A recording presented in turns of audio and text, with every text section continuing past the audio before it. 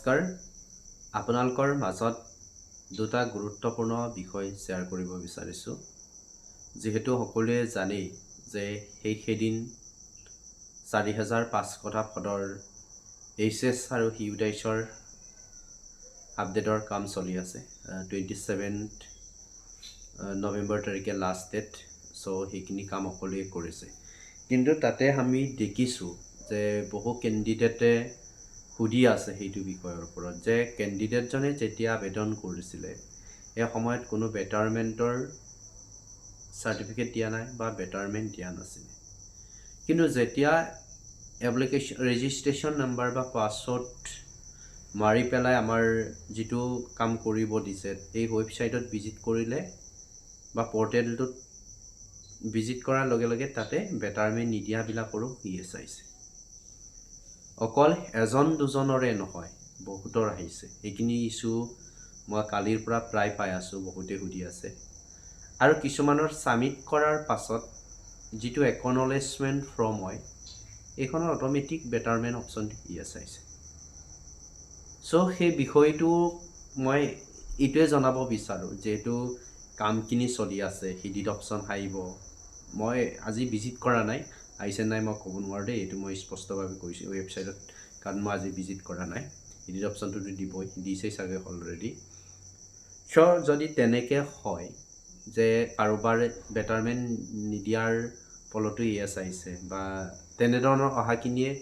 actually email বা phone কৰি সুধিব লাগে যে মোৰ বিষয়খিনি এনেকুৱা হৈছে কি কৰা হ'ব কাৰণ এটা এটা গুৰুত্বপূৰ্ণ বিষয় আপোনালোকৰ কাৰণে পিছত সমস্যা সৃষ্টি হ'ব সো এইখিনি এতিয়া সুধিব লাগে সুধি পেলাই আমি কি কৰিবগে লাগে বা সলিউশনটো বিচাৰিব লাগে এটো ইগনোৰ কৰা বস্তু নহয় বহুতৰ আহিছে এজন দুজনৰে নহয় অটোমেটিক আহিছে আৰু যিসকলে তেনেধৰণে অহাৰ কাৰণে সাবমিট কৰা নাই আপোনালোকে ধুনিয়াকে হেইটো বিষয় তোমাৰ ফোন যোগে বা ইমেইল কৰি পেলাই জনাই দিয়ক তাৰ পিছত সলিউশন আহিব কিয় আহিছে কিয় অহা নাই এইখিনি ক'ব আপোনাৰ এপ্লিকেন্টস বা ৰেজিষ্ট্ৰেচন নাম্বাৰটো বিচাৰিলে দি দিব একেদকলে কি সিস্টেমত কৰাইছে সেইখিনি চাব সো এটো বহুত ইম্পৰ্টেন্ট বিষয় হয় আৰু যি সকল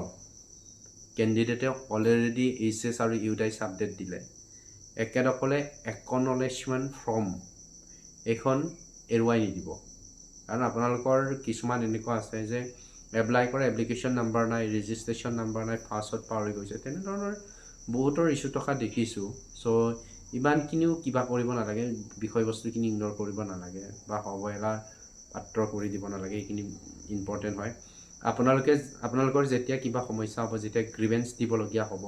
তেতিয়ালে সেই ডকুমেন্টস ৰিসাবমিট বা যেটো আমাৰ যিখিনি কাম কৰিব দিছে তাৰ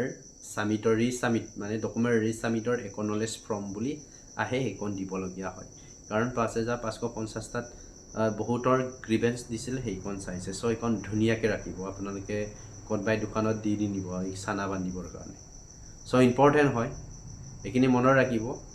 আৰু প্ৰত্যেক ডকুমেন্টস আপোনালোকে মোবাইলত ফটো মাৰি ৰাখিব লাগে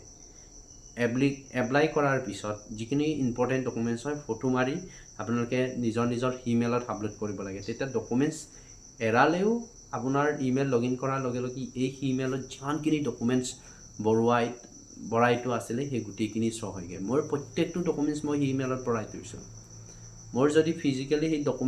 ডকুমেন্টসখিনি হেৰাই যায় তথাপি প্ৰবলেম নাই তাতে মোৰ গুটেইখিনি আপলোড আছে এইখিনি মই সুধিয়াবগে পাৰো সো আপোনালোকে তেনেকে কৰিব